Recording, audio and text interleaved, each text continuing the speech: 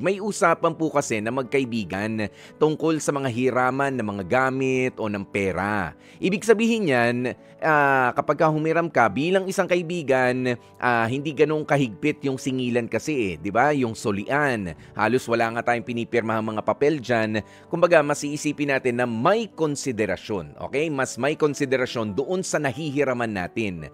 Okay? Mula doon sa hiniraman natin. Na sige, kung kailan mo hindi na gagamitin halimbawa yung motorsiklo ko o tsaka mo ibalik o kaya naman yung perang pinahiram ko sige na tsaka na 'di ba ganon, walang papel, wala kayong kontrata o ganyan yung mga usapang magkaibigan. Nga lang kapag kaibigan mo pero meron siyang pautang ganyan, meron siyang lending business or meron siyang business mismo, iba rin naman yun. Oo, dahil kabuhayan na o yung business na ng friend mo o yung meron kang atraso. Katulad na nangyari sa iyo, Mary. Papaano yun? Siyempre, konsiderasyon din ang sagot. Pero, hindi dapat manggaling doon sa taong nagpapahiram o nagbibigay ng serbisyo doon sa kaibigan mo. Dapat manggaling naman yung konsiderasyon sa atin bilang mga kaibigan na sa iyo manggagaling yon na sinusuportahan mo yung hanap buhay ng friend mo. 'Di ba? Yan yung ugaling Pinoy eh. O hihirit pa na yan, tropa naman eh, 'di ba? Tropa, friend naman eh.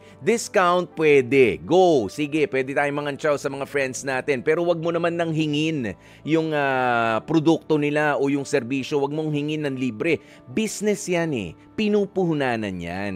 At saka yung ugali nga natin na next time na. Oh, next time, kada na lang, nade-delay, 'di ba?